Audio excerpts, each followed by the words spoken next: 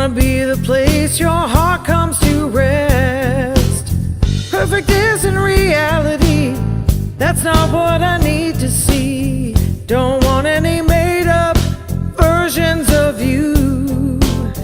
What I want most from you is knowing that you'll see it through. If hurt's gonna come, let it rain down. Not looking for shelter anymore.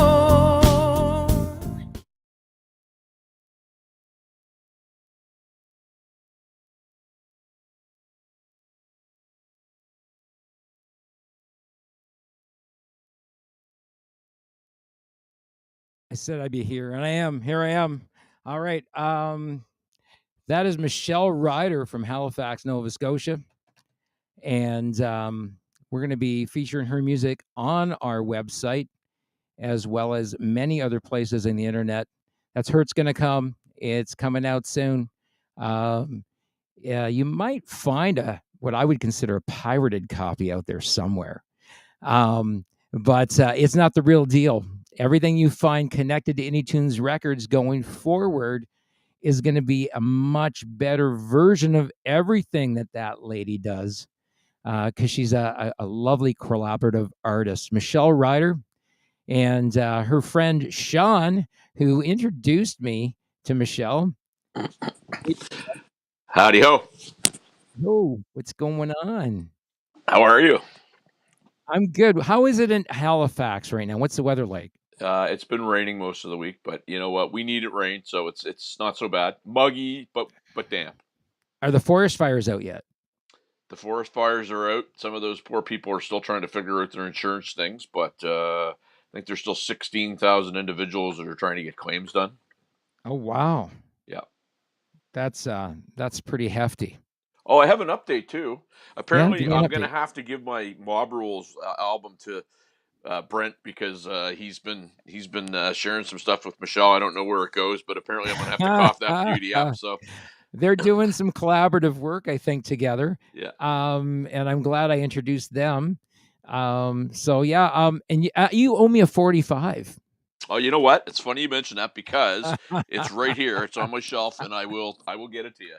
Get that. You can either, you know what, you can either get it to me or just wait. We're coming out in August for Rock the Harbor. Yeah, either or. It's on my shelf. I swear.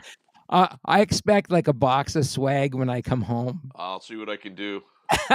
it might be gently used, but all the appropriate. You know what? I don't care if there's even some hand-me-downs in there, dude. I'd be happy to, get anything as long as it's not your underwear. Oh no. Is now the time to tell you I don't wear? No, I'm just kidding. I will make sure that you have something for sure. Well, without further ado, we're going to introduce our friend Michael Brandvold. Michael's agreed to tolerate us for an hour every couple of months. Michael is a digital marketing specialist who has a killer resume of artists in the mainstream music industry that he's serviced over the years. Notably bands such as Kiss. Michael's responsible for the first Kiss Online website. I mean, the list just goes on and on. I could say so much, but here's a really smart guy. Hey, Mike. Hey, how you guys doing? Good. How are you? Not too bad. So I detect an accent there. Minnesota. I thought maybe like Minnesota. I was thinking like almost the Dakota, like Fargo area. No, not as bad as Fargo accent. What part of Minnesota are you from, Michael? Twin Cities. Okay. My father's family was from Minneapolis, so I always like when I go there. It's pretty cool spot. Yeah, I was born and raised in Bloomington. Nice. Bloomington area. I love the whole drive up through there. There's a road up there called Highway US 2. I don't remember that one, but runs south of the U.S.-Canadian border. Okay. And it goes like through places like the Qu'Appelle Valley and North and South Dakota. It's a weird kind of little U.S. highway, but yeah, my dad and I used to go fishing up in Northwest Ontario every summer. We'd go up to Ghost River It's not Ooh. really much of a city. The closest real town to it was Sioux Lookout. That's Okay. that's pretty deep, my friend. Yeah, That's deep, yeah. that's We deep would north. we would drive from Minneapolis up to Dryden and spend the night in Dryden, and then drive from Dryden to pick up the boat that would boat us into our fishing lodge. And there was no telephones, there was no cell service, there's no internet. I mean, they kind of have it now, but it's still only satellite based, which can be pretty freaking unreliable if there's trees and wind and storms and everything in the way. But Absolutely. yeah, we'd spend 7 to 10 days out in the middle of chain of lakes where we might be the only people on the lake. Just before we go any further, Ken, Yeah. just another, I guess, testament to how small our music industry is. I was in Toronto a couple weeks ago, and a good friend of mine, I won't name this person, Michael Ken, if he wants to. Anyway, he came up to me and he goes, I'm going to be working with Michael Brandvold. I was in Toronto. He's got a band there. I said, oh, very cool. Michael's a very smart guy. And here I am, a guy from Halifax that winds up in basically Etobicoke, Ontario, and there's my friend that I've known only first time I met him was face to face was that night. He goes, "Yeah, I'm working with Brandvold with my band, so very cool." Is that Fear? Yeah, Patrick. Patrick, yeah, yeah, great guy. He's a real deal, man. He's a real deal. He's a hard working fella. Yep. Here's a really interesting thing. I don't know. I mean, we were talking earlier tonight about how people digital market and all the different things that they do, and ways that people can earn revenue or maybe not earn revenue on certain projects. So you'll see up above Michael there, that way on the left hand side of the screen, you'll see a tip jar, which is a QR code. You can scan that with your phone, and you can send us a tip in the tip jar if you want, if you like what we're doing. It's kind of an experiment that I'm doing. Is what we're doing of any value, or is it just mindless, cheap entertainment for you? Is the tip something like get better guests? Well, I don't know if it's get better guests. I mean, I think you're a really smart dude, and I think if we could get a listening audience of would be musicians or young artists starting out, being able to gather some nuggets from guys like you is really helpful, right? We're talking about just before the show, stuff that you do yourself because you don't want to pay someone else to do it. Yeah, I mean, much of what I do and recommend to people is based on my actual experience doing it myself. I've always been that way. It's like, okay, I'm going to go try this website before I tell a band to go use the website. How hard is it? How expensive is it? Are there cheaper solutions? I had a CEO at an old company I worked with, and keep in mind this was a multi-million-dollar, probably $100 million company. But he always said to me, Mike, when you spend money within the company, spend it like it's your own money. Meaning, don't go crazy just because it's not your money and go buy the most expensive thing out there. And that's always stayed with me of like, yeah, I mean, there's certain things you should spend money on, but there are other things that maybe you don't need to spend that money right away. Maybe you can wait 6 months, 12 months. Maybe there's free solutions that will solve the problem for you, because I also kind of operate under the mindset of it doesn't have to be perfect. It just has to be good enough. You will never achieve perfection in whatever it is, whether it's the song, the album, the graphic, the cover art, whatever it is. As any sort of an artist, we can pick things to death forever. Oh, let me change that note, just that one note. Let me change that red shade to be just a little brighter. And at some point, you got to just stop and go, you know what? It's good enough. It's good enough. I mean, that's the role of a producer to some extent, is to say, stop recording the album. You're done. It's good. Absolutely. You know what? Okay, here's something. I believe in fate, okay? And certain things happen for certain reasons. That's the way I believe. And just what you said there right there just gave me a whole lot of different confidence, because I've got a gig coming up. First gig I played in years, Sean. Right. And a buddy of mine, he owns a motorcycle shop outside town, does a lot of work on hogs and stuff like that. And they're having a ride on July the 15th. And they couldn't find a band to play it. Right. So he calls me up. He says, well, I know you guys are recording in the studio. I know you guys don't play it anywhere, but would you come as a band and play at this thing for me? Right. Because I'm stuck. I haven't got anybody to do it. I'm like, yeah, we could do it. No problem. Right. And then the bass player can't do it. Okay. Just get another bass player. Couldn't find a bass player that knows all the cover tunes that Mike and I know, the drummer and I know, because him and I worked together for years, right? So, because this is going to be mostly cover tunes. I haven't played a cover tune in 7 years, by the way. But here's a really good sign, Ken. The fact that he came to you and said, we had nobody else. And, right? Yeah, so we're going to put together like a 40-song set list that we'll play over the course of the evening, and I think we can do a decent job of. There's just 2 guitar players, no bass player, but I put a ton of bottom end on my guitar the other night, and it sounded really fucking good. Believe it or not, you always make it work. Have you heard of a band called the Blue Stones? I have not. No. You haven't heard? Okay, check them out. They're really an interesting couple of guys. They came through here during Juno Week in 2019 in Canada. They're from the U.S., I believe. Anyways, they're on a world tour right now. Just 2 guys. One guy plays guitar. The other guy plays drums. That's it. Just guitar and drums.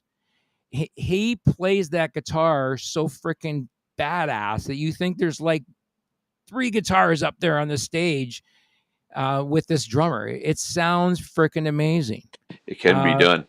And they've got like millennials that just freaking follow them in droves. My son is like 24 years old and he loves them. Well, that's very cool. That's very cool. If I could, Michael, one of the things that you were talking about, sometimes good enough. So there's a show. I don't know if you're familiar with the show, The Trailer Park Boys. Mm-hmm. So those guys are all guys that I grew up with, right? They're from like 10 minutes from where I live, and it started out of a community cable sort of idea that became this huge, and their whole thing was good enough to get it going, and it's become this phenomenon. So I really think there is something to that, because you can spend all the money if you don't have something that resonates with people. Who cares? Well, 100%. I mean, we're all Kiss fans. I mean, Gene Simmons has said on more than one occasion, it's not how well you play on stage, it's how well you look playing on stage. Right. And that can be tough to say to a musician, because there's a lot of musicians. Right. And there's nothing wrong with taking pride in being the best you can be, but so many times I think musicians forget that, first of all, the majority of your audience are not musicians. Yep. The majority of the audience couldn't tell if you played the wrong note, were off tempo, the drummer was behind on something. They have no clue. So you got to remember that nobody's coming out there to critique you note for note on that stage. They're going out there to have a great time. And that's why you do have to worry about, well, how does it look? How, I mean, we've all seen it, whether it's like Gene or anybody in a major band, that they're in an arena full of 15,000 people and you're up in the nosebleed seats and they point like this and you go, they're fucking pointing at me. No, they aren't. They're just pointing at an arena. Yeah. But that's how you look. That's how you come across. And again, you got to stop achieving perfection, because first of all, it's impossible. Perfection is flat out impossible Here's to do. The thing. Someone once said that it's a whole idea of perception. has a lot to do with how people interpret perfection. It's what they perceive and Well, yeah, and perception's reality. yeah, and I think that the reason why bands like Kiss had done so well over the years is they always exceeded the fans' expectations. Right? You went to a Kiss, when you went to a Kiss show, you went to a Kiss show not just for the rock and roll, but the whole theatrical process of what they Yeah. did on stage, right? And I mean, they understood that whole idea that music isn't just music, it also can be a show. It's entertainment. Right? People are I mean, going to a concert to be entertained. I remember going to see him on the Psycho Circus tour, and I thought it was brilliant the way they did that tour. I have to tell you, I thought it was a pretty cool tour, and they exceeded my expectations because I hadn't seen them live for years, right? Since the reunion tour. And so when I saw them do that, I'm like, wow, they're still producing really good music. Well, they've always remembered that they're there to entertain the audience. Right. And yes, that's music that's entertaining. And yes, you got to have great songs. Without great songs, you can't sell 10, 15,000 tickets. I mean, look at the song Psycho Circus though, like welcome to the show. Yeah, right? It's just I think again, too many musicians are all worried about, oh my God, I might be out of tune. Oh my God, the guitar isn't feeling good tonight. Oh my God, the drummer missed a hi-hat there. I mean, who other than the people on stage will ever know you missed a hi-hat in the middle of a song? Because Amen, people brother. are screaming, jumping up and down, fists are in the air. I've been a music fan my whole life, and I couldn't tell you if I went to a show if something was off. I mean, if something was dramatically bad, yes, that comes through. But again, the things that musicians will experience, that to me, this is what differentiates a professional from somebody who's not a professional. A professional musician knows how to roll with problems. You're always going to break strings. You're always going to have monitors go out. You're always going to have a PA go out at some point in time. Shit just happens. Oh, yeah. So a professional knows how to roll with that. I mean, you're going to fall on stage. Now, a professional makes it look like that was planned. I was planning to fall in front of the lead singer and have him look down at me, and it's part of the show. The people who aren't professionals freak out over all those little things when they happen, to the point where, I mean, we've seen it where some musicians storm off stage because their guitar is out of tune. Yeah. Right. That is not professional. That is not putting on a show for your fans. So you've got to learn how to roll with that. Many years ago, I was watching a band do a showcase performance, and the lead singer's in-ear monitors went out on him in the middle of a song.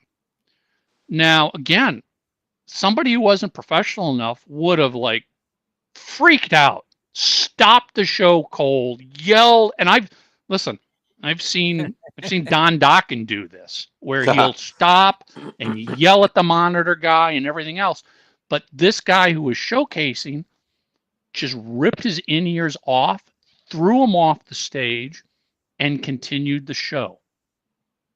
Only a person in the industry like us would have gone, oh, shit hit the fan there. He's pulling his in-ears out. That means something's wrong.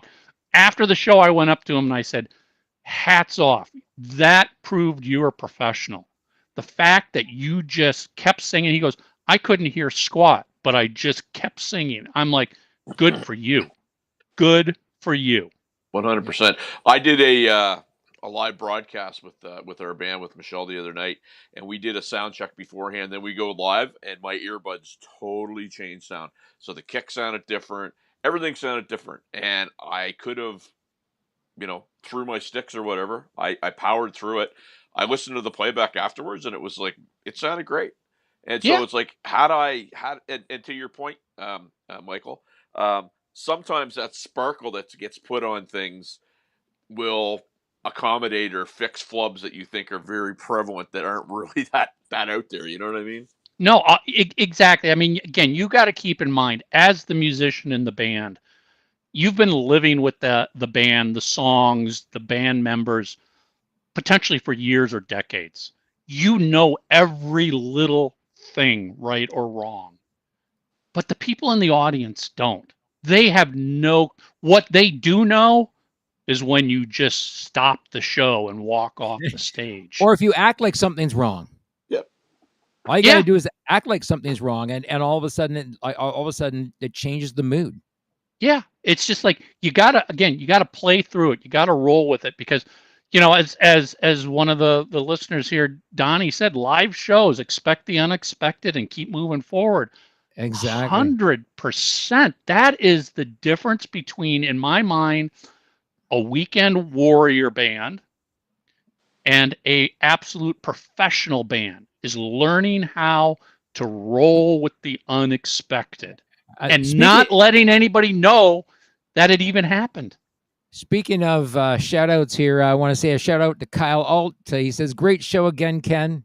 I think it's just the fact that we get some pretty cool people like Michael to come on the show, and we're really grateful for that, because without people coming on the show like this, it wouldn't help us, because the content, right? You need the content to the show. Yep. Well, that's what people tune in for, is the content. They don't tune in for the pretty faces. No, well, I don't know about that, Michael. But to that point, a good friend of mine always has this saying: how do you walk across a minefield? Do you do it yourself and blow off arms and legs, or you walk in the footprints of the person that got across? So you have been at it for 10 years. You have probably tried more things than myself or Ken have. Would it not make sense for us just to say, hey, follow what Michael did, and you'll probably have somewhat of a level of success? Sean, would you disagree with that? Oh, I 100% agree. I mean, there is not just myself. There's so many people out there providing their experience, often free of charge. And I feel like it would be foolish for somebody who doesn't have that experience to just ignore it and go, I know enough on my own. I can do this on my own. I don't need any help. And it's like, we all need help, and there's nothing wrong with, learning from somebody else's mistakes and successes. I mean, geez, some of the best lessons are learning from other people's mistakes. 100%. Yeah, and it's funny what I guess sometimes even how you perceive yourself in that whole micro or macrocosm, depending on how big the network is that you're working in. You look at that and the role that you play, and you look at it and say, wow, I have to really pay attention to what's going on around me.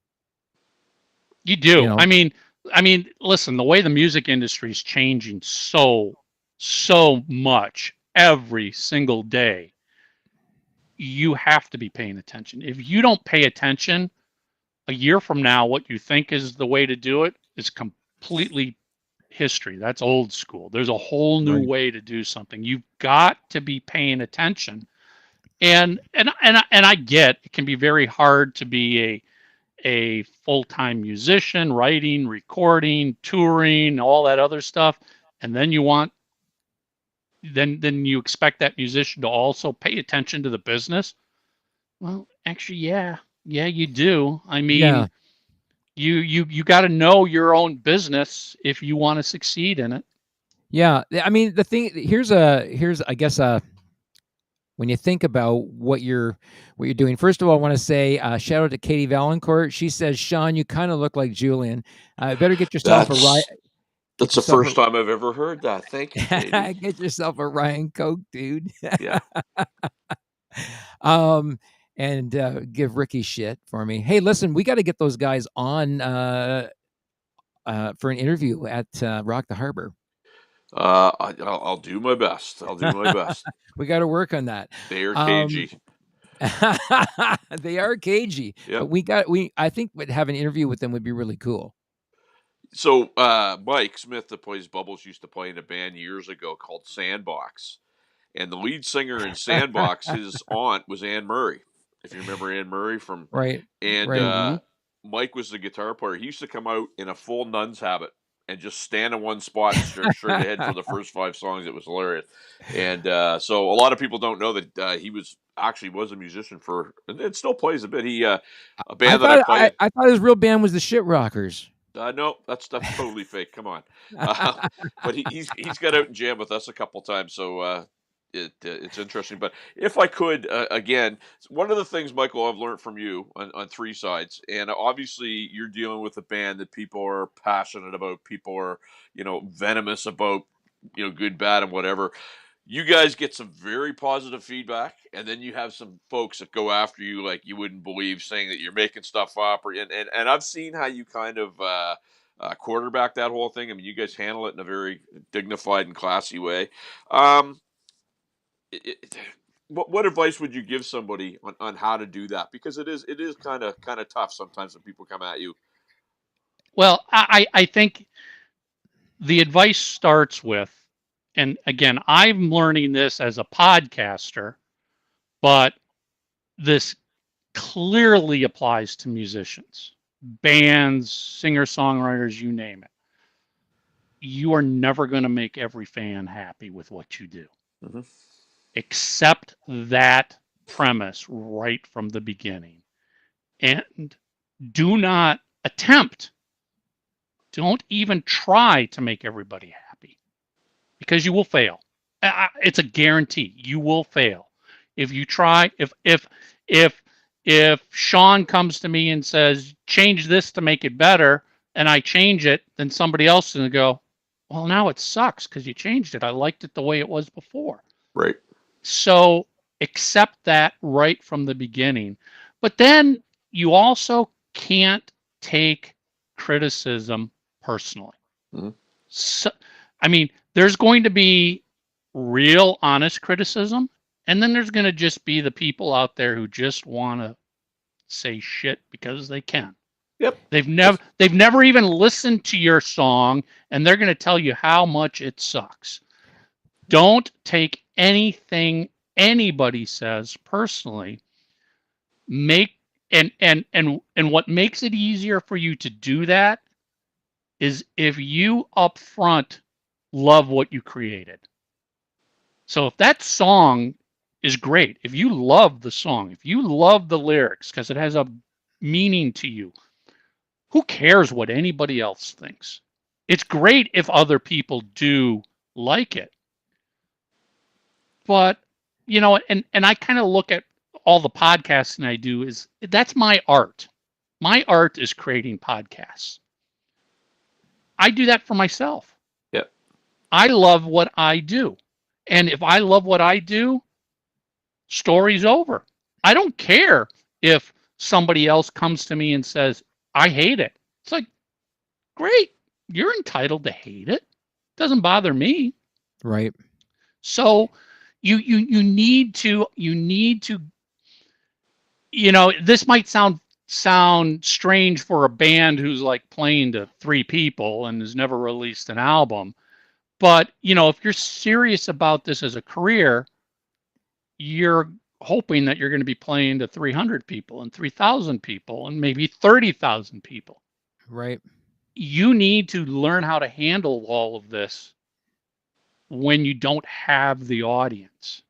It can be pretty tough if you're thrown into the deep end with 0 experience and all of a sudden people are ripping you apart because you're just different than what they were used to. Right. I got a question for you, and it was a comment that was actually made by Junior Leclerc. He's other co-host on this show. He says Kiss has always been the real deal. Plus the bands like Rush that they helped.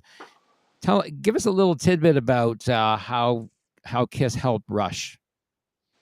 I mean, back in the would have been 74, 75. Kiss took Rush out as an opening act, very early in Rush's career. They did a lot, of touring together. Kiss and Rush, Kiss and Cheap Trick. Kiss was never was afraid of their support acts. No, which at the time, Kiss was getting a lot of shit from some of the headliners they were playing with, right? Because they were afraid of what Kiss was going to do. It's like, holy crap, these guys are coming out and blowing this place up, and we didn't. Yeah. Again, we say on Three Sides, timeline is everything. You gotta try and put yourself back in 1974. Concerts in 1974 are nothing like what you see for a concert now. No. A big lighted sign, that was unheard of. Pyro, unheard of. I know. You might have a couple stands of 4 par cans for lights. That was it. Right. So all of a sudden there's this band, Kiss, that's in all this makeup, which again, unheard of back then. Right.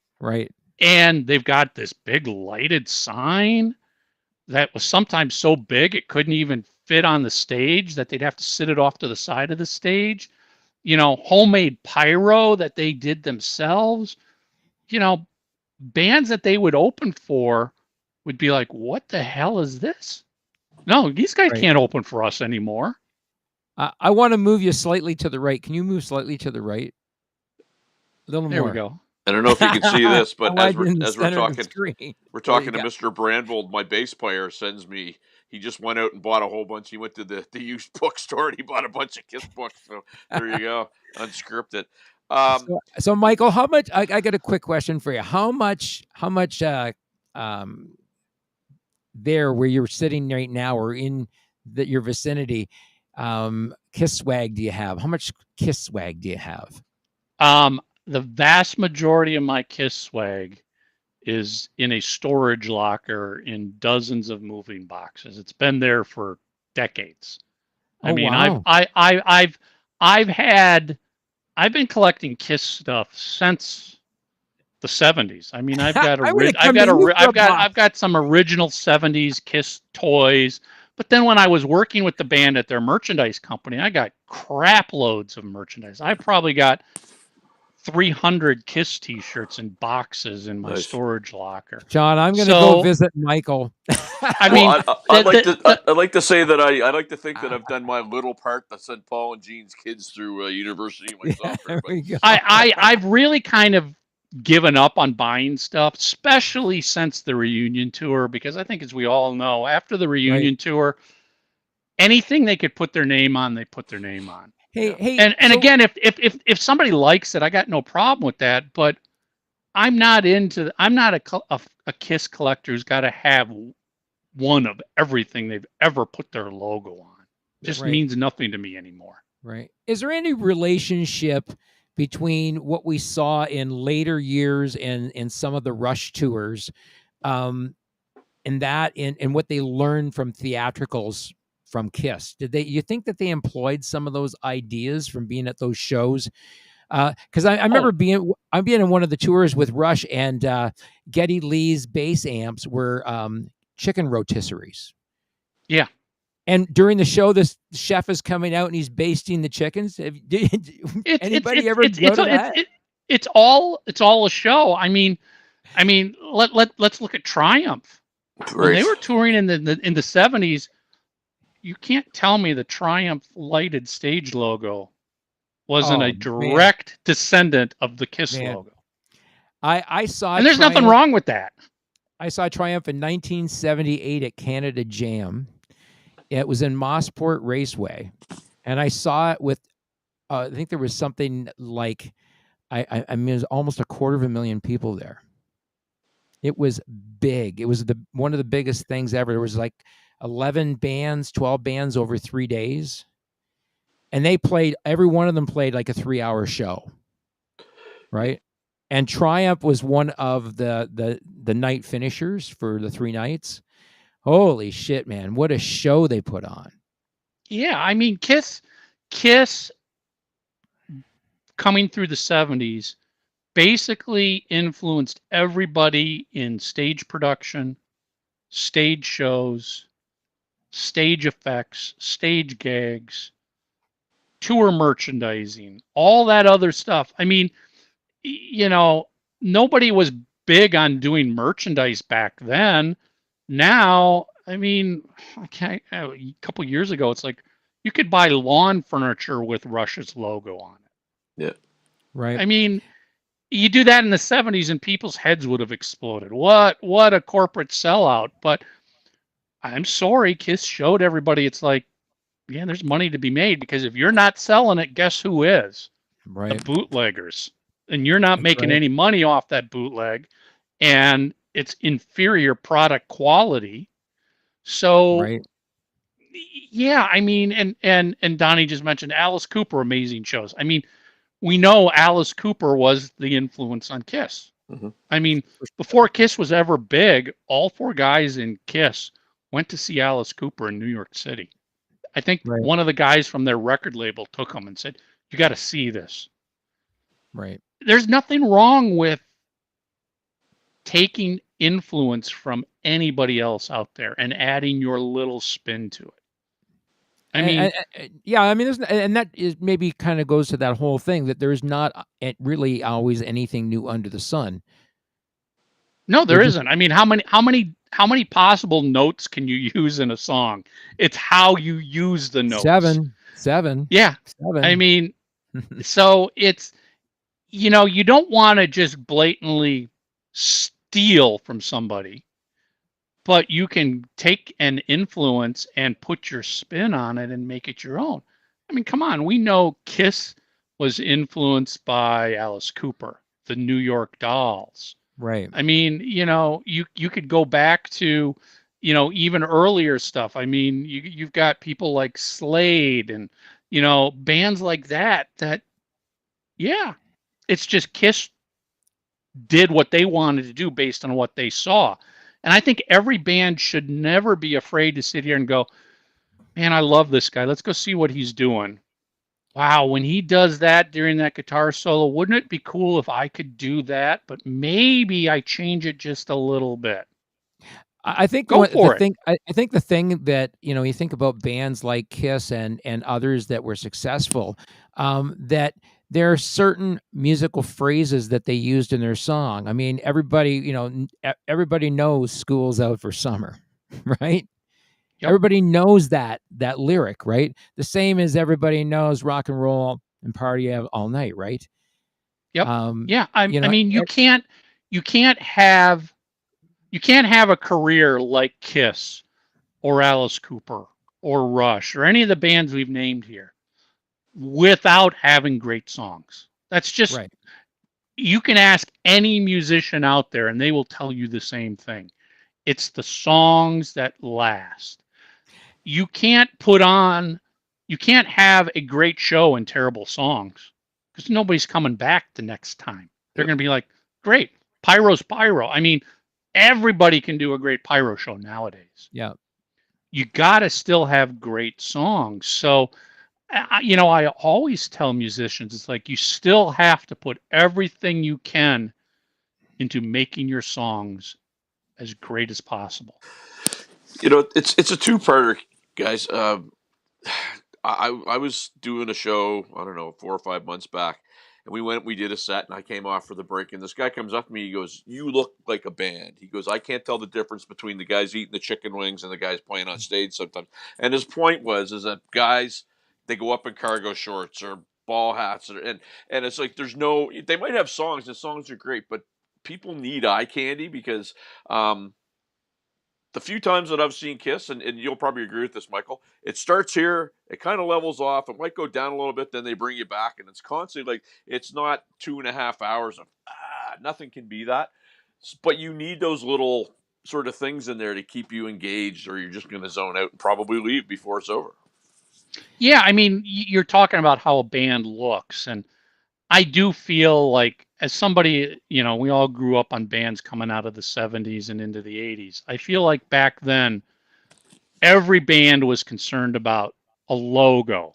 They were concerned about visual, stage clothes, the whole thing, and we have less of that now. We have more and more people who are just like, yeah, I pulled into the show at the arena wearing my t-shirt and blue jeans, and I'm just walking on stage wearing the same t-shirt and blue jeans. It's like, all right, to some extent that can be cool, but when it comes to marketing and especially branding, that visual is part of your brand.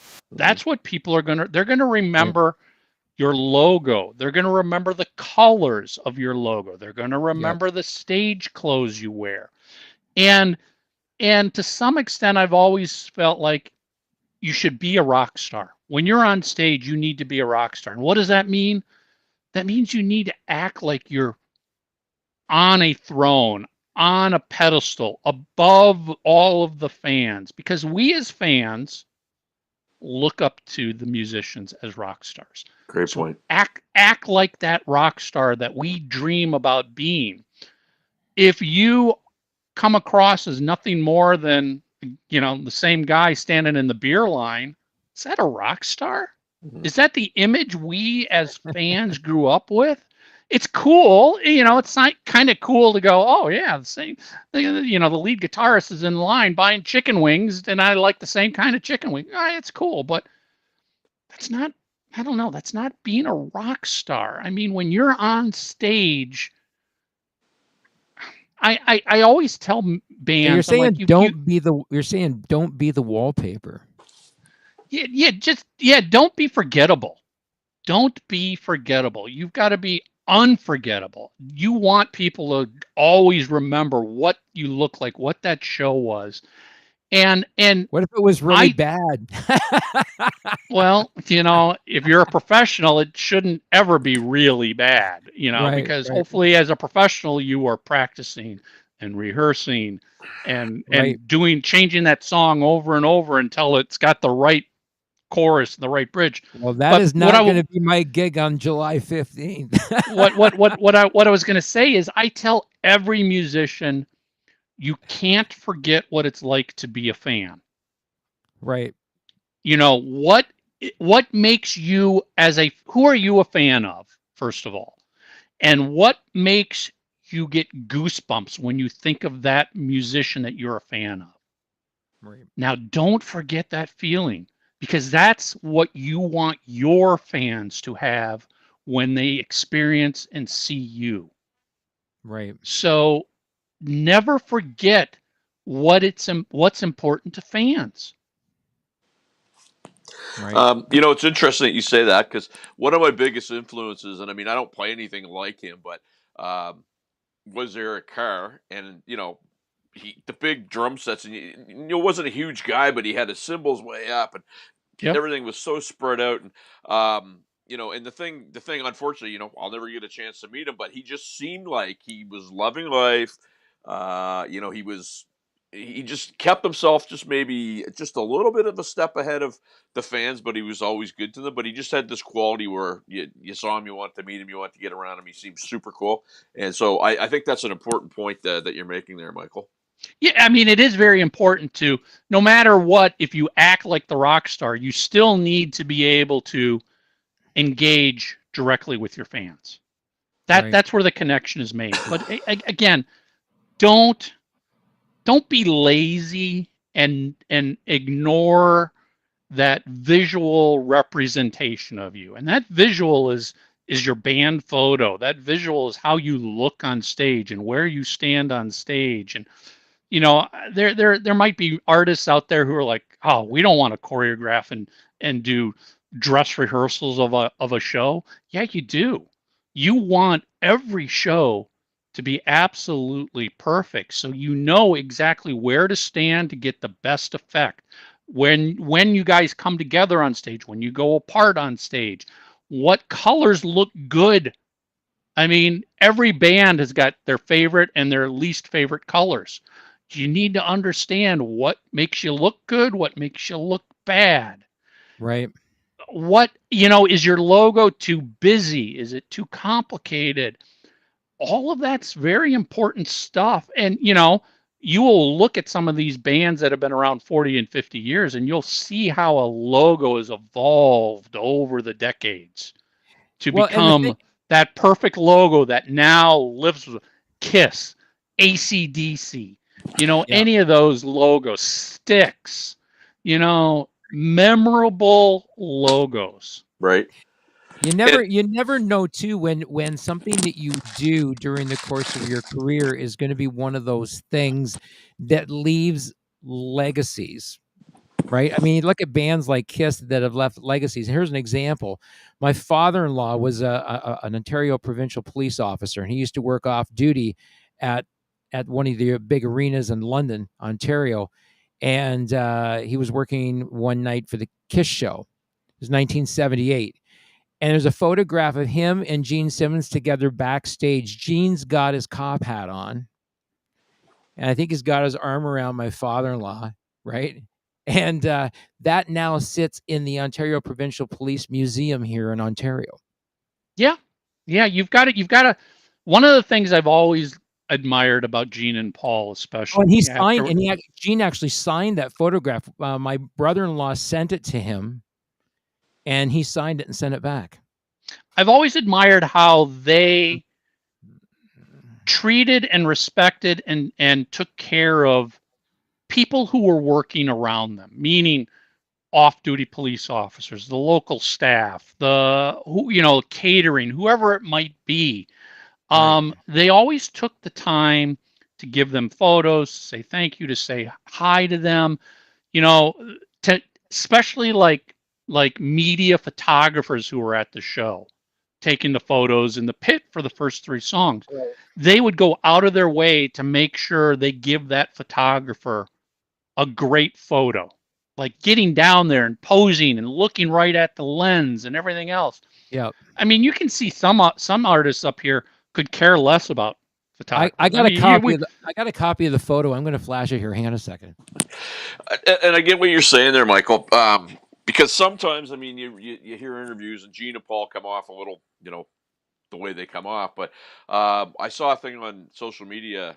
It was Debbie Gibson. She was at an airport. She ran into Gene Simmons. Yeah. Did you see that? I saw that photo. Yeah, I saw that. And there's an actual video attached to it. And Gene at first seems a little bit annoyed, and she's making a big deal. And all of a sudden, he warms up. But to your point, he looked like a rock star. He had the ball hat, the shades, a lot. This isn't the one with the hat on. Oh yeah, very cool photo.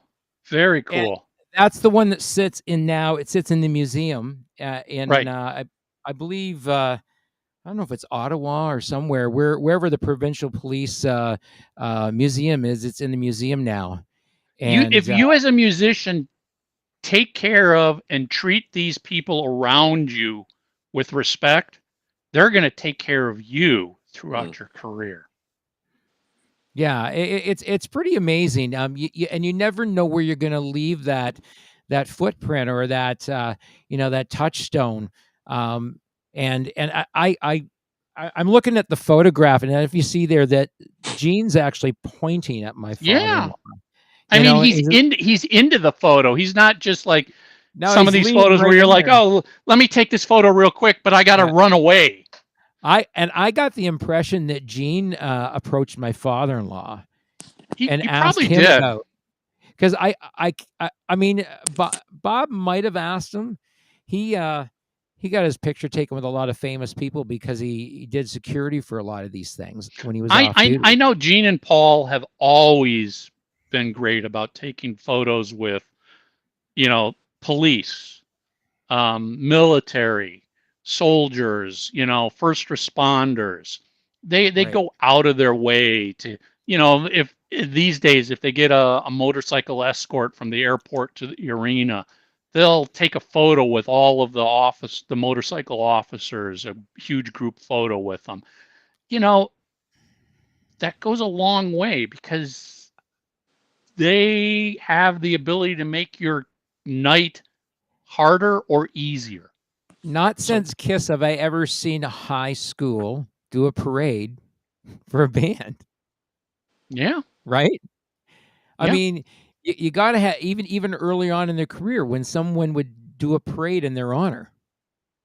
Well, yeah, I how mean, cool is that? listen, the football coach in Cadillac, Michigan sends a letter to Kiss saying, "Hey, just letting you know, we're undefeated this year, and we play a Kiss song, before we go out on the field every night."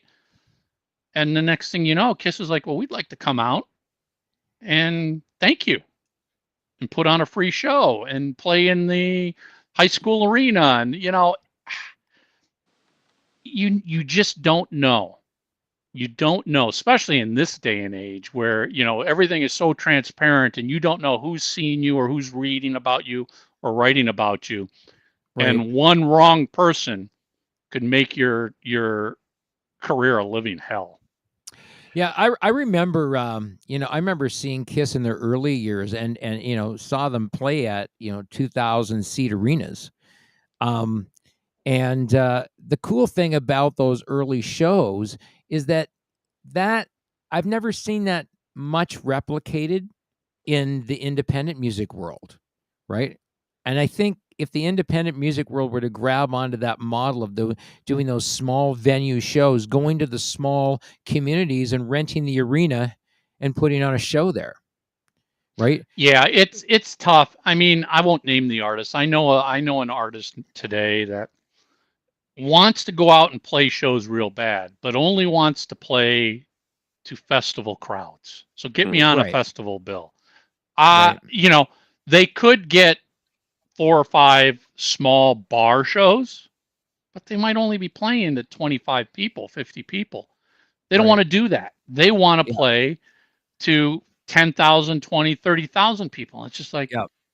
no, you cut your teeth playing to 50 people.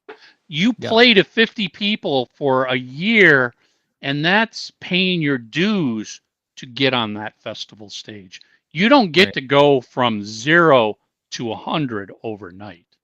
No, Does not happen. you got to have some experience and you got to have some time, in the saddle. You do. And back to what we were first talking about, it's playing those hole in the wall bars to 50 people that teaches you things you will never Guilty. ever Guilty. be able to learn without being there. Guilty. How do you get on stage and play to 10 people like you're playing to 10,000 people? How do you get yourself pumped up? How do you get excited? You have to live it to learn it. You can't just go straight to the large crowds. I've said this before. I'm a big fan of Rat. I think the Rat albums are great, and I've seen Rat so many times. I saw Rat, with Bon Jovi opening. I saw Rat with Poison opening. Right. Rat is a band that I felt like went from playing the Whiskey to playing the Forum overnight almost. And when I would see them in the arenas, I just felt like they didn't know what to do on an arena sized stage yet. They hadn't gotten the experience of going from a bar to a small theater to a large theater to opening for 2 years on arenas to finally headlining.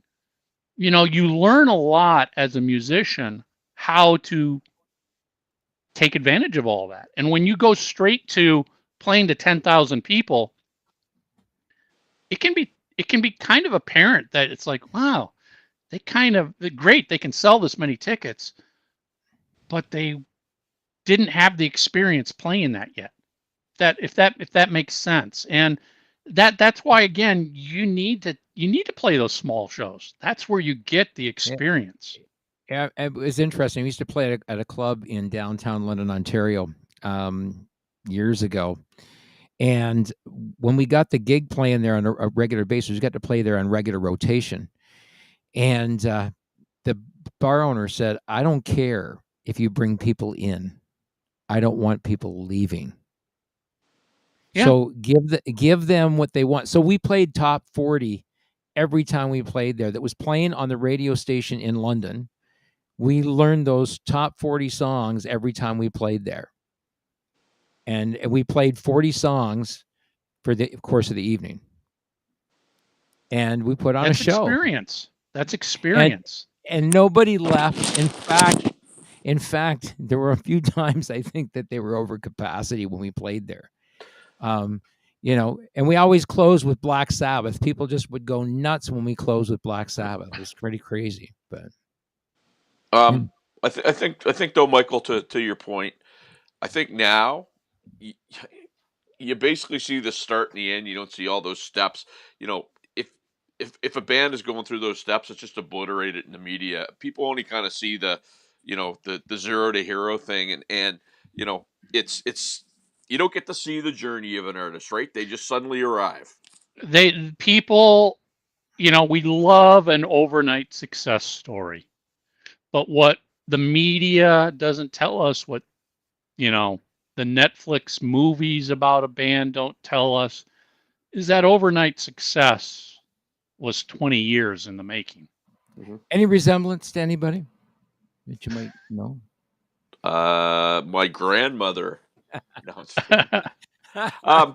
I'd like to pick your brain on one thing, Michael. There's an album that it's been out for a while that seems to be getting a lot of press, a lot of favorable reviews, and that's the new Extreme album that's been out. I'd like to get your thoughts on that. If you've heard any of it, 3 songs have been released. Every song's been impressive.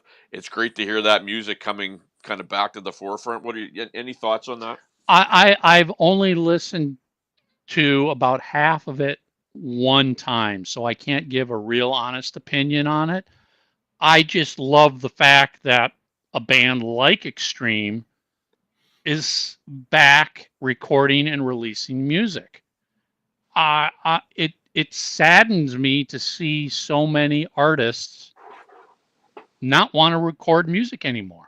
Yeah. And it's just like, if you're an artist, isn't it like in your gut to want to record and create something? Isn't that why you exist as an artist, to be creative? And if you are going to sit here and go, well, I'm not going to be creative because I can't make money doing it. Right.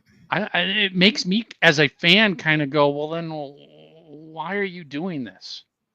What are you in this for? Are you only in it for the money? And before somebody says, yeah, well, we all got to make money, 100%.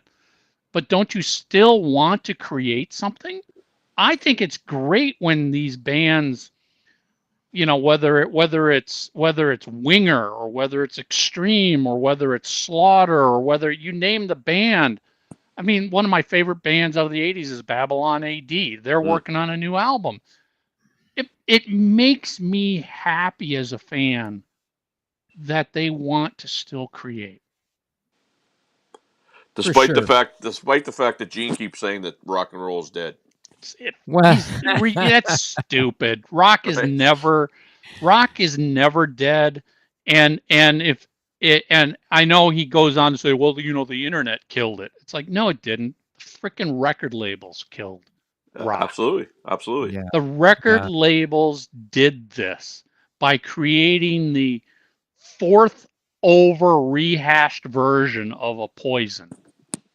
Yep. Once you get to the 4th rehashed version of a Poison wannabe band, they've sucked any bit of excitement out of that style of music. And then what they do, they just spit it out and move on to the next thing, which is grunge.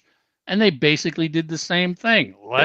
How many versions of Alice in Chains can we release?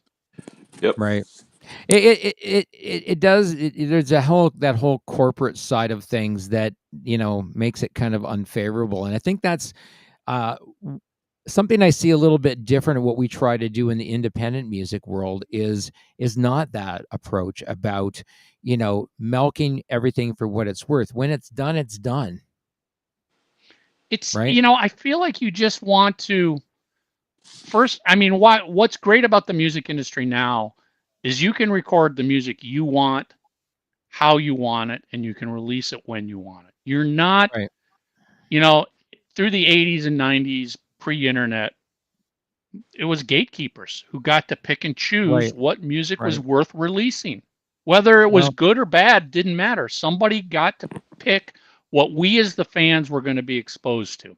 Right. So now we can be exposed to everything now. For sure. I have one last question for you, Mr. Brandvold. We're at the top of the hour, Michael. I know you wanted to be gone in like an hour, so I just have one last question. Sure, one more. All right, it's not even music related. How close are you to Santa Rosa, California? Right now I'm about 1 hour south, and in 30 days I'll be moving, and I'll be about 20 minutes south. Oh, very cool. If you get a chance, I have a cousin who is living there. She started a thing called Little Trooper Ranch. It's an animal rescue operation, and she's originally from Sydney, Nova Scotia, living out there, and they're going to be doing all kinds of different things for it. So I thought I'd give a little plug, seeing it's in your neck of the woods. Yeah, send me her information, because like I said, we're moving up that way end of July. So I'm going to be looking for things to do up in the area. Well, her name is Odessa Gunn, and she was a former professional road racing bike person, and she married a guy on Lance Armstrong's team, and now she has that ranch. So I just thought I'd get a little plug because you're in that neck of the woods, my friend. Wow. Great, thanks. Cool. Michael, I have us in a couple of months back on looking at the end of August, like August 30th. Does that sound like it might work? That should work, I would think. I mean, it's far enough out right now that I don't have anything scheduled, and our move is going to be done by then. So let's put it down, August 30th. Okay, I'll confirm it with you by message as usual. And really want to thank you for joining us tonight. You are a great contributor to our show. You add some great context from, everything from you're not afraid to go outside of yourself in terms of what you do in terms of digital marketing, and look at other things that you could offer people in the way of nuggets of, what can I do to improve myself or what I'm doing. Thank you. I mean, I love conversations like this.